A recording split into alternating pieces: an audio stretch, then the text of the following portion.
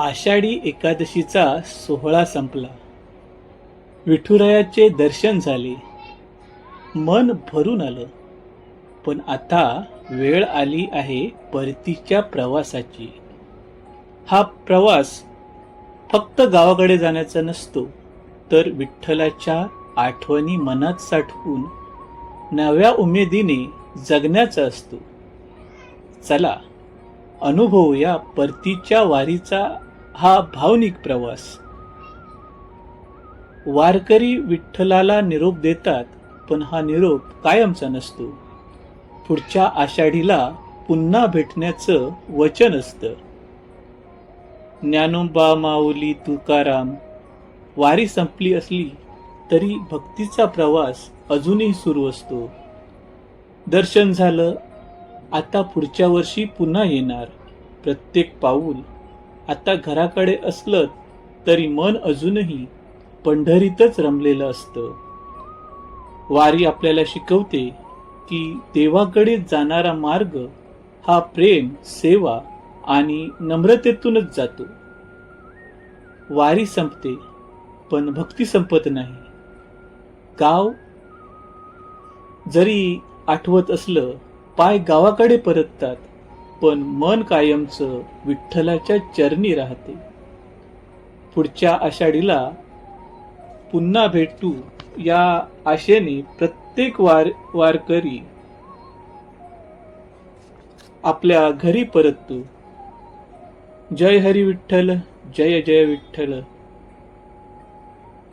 वारी हा केवळ प्रवास नाही, ही भक्तीची, प्रेमाची आणि समर्पणाची अखंड परंपरा आहे.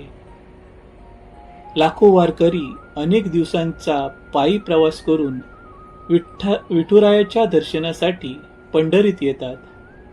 आषाढी एकादशीचा सोहळा संपतो, विठ्ठलाचे दर्शन होते आणि मग येतो तो प्रत्येक वारकऱ्याच्या मनाला हळवा करणारा क्षण, परतीची वारी.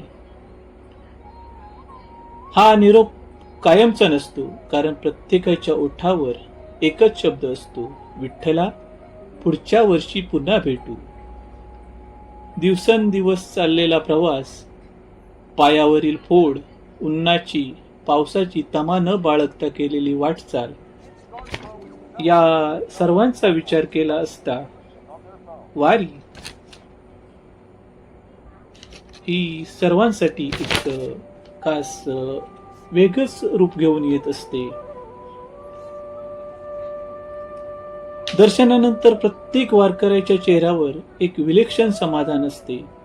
डोळ्यात अश्रू असतात, पण ते दुःखाचे नसतात, ते आनंदाचे आणि कृतज्ञतेचे असतात. चंद्रभागेच्या पवित्र पाण्यात स्नान करून भक्त आपल्या मनातील सर्व थकवा धुवून टाकतात. परतीच्या वारीतील सर्वात भावनिक क्षण म्हणजे विठुरायाला दिलेला निरोप. वारी संपली असली तरी नामस्मरण संपत नाही. टाळांचा नाद, मृदुंगाचा ताल आणि अभंगाचा स्वर पुन्हा एकदा रस्त्यावर दुमदुमून जातो. ज्ञानोबा माऊली तुकाराम प्रत्येक पावलागणिक विठ्ठलाचं नाव आणि प्रत्येक श्वासास भक्तीचा सुगंध. देवा, यंदा तुझं दर्शन झालं, आता आम्हाला सुखरूप घरी पोचव आणि पुढच्या आषाढीला पुन्हा तुझ्या भेटीस बोलाव. ही परंपरा शेकडो वर्षापासून अखंड सुरू आहे. परतीच्या प्रवासातही गावोगावी वारकऱ्यांचे प्रेमाने स्वागत केले जाते. कोणी पाणी देतो, कोणी गरम चहा देतो, तर कोणी प्रसाद. ही सेवा म्हणजे खरी विठ्ठल भक्ती होय.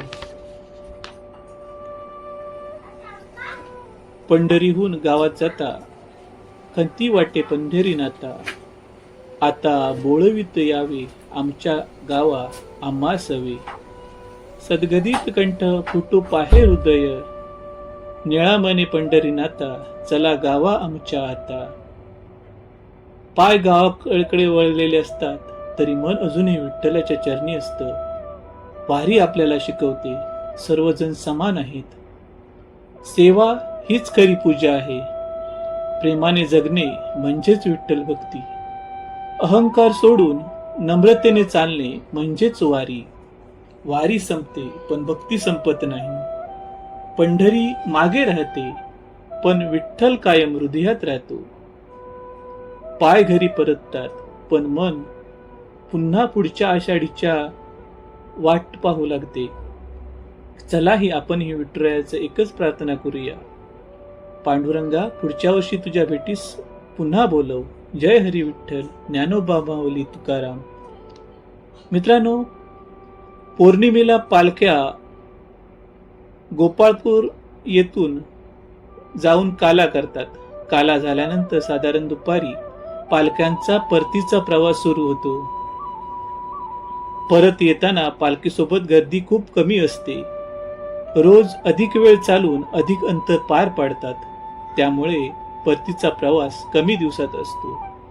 उदाहरणार्थ, सोपान काकांच्या पालखीला पंढरपूरला जायला 13 ते 14 दिवस लागतात, तर परत येताना 7 दिवस लागतात. ज्ञानेश्वर माऊली व सोपान काकांच्या पालखी सोहळ्यात परतीच्या प्रवासात रात्री चालायला सुरुवात करतात. पहाटे 3 वाजता काकड आरती होऊन पालखी निघते. पादुकांची सकाळची पूजा पहिल्या विसाव्याच्या ठिकाणी होते. याच ठिकाणी आंघोळी व जेवण होऊन त्यानंतर पुन्हा सायंकाळी 6 पर्यंत प्रवास होतो. परत येताना प्रत्येक दिंडीतील किमान विनेकरी सोबत असतात. थोडे टाळकरी व थोडे विनेकरी असं दृश्य असतं. पालखी सोहळा गावामध्ये परत आल्यावर गावातल्या प्रत्येक लोकांकडून पालखीचे स्वागत केले जाते. पालखी मार्गावर सडे रांगोळे घातले जातात.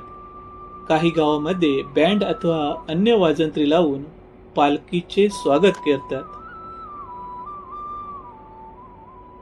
पालखी सोहळा गावामध्ये परतल्यावर जंगी स्वागत केले जाते. ज्ञानेश्वर माऊली व तुकोबांच्या पालखीमध्ये घरी गेलेले काही वारकरी या दिवशी पुन्हा या ठिकाणी येतात. पालखी सोहळा मंदिरात आल्यावर अभंग आरती होऊन मानकऱ्यांना नारळ प्रसाद दिला जातो. यावेळेस पुढील अभंग होतो. पूर्ण केला मनोरथ, घरा आले घरा आले घरा आले गोपाळ.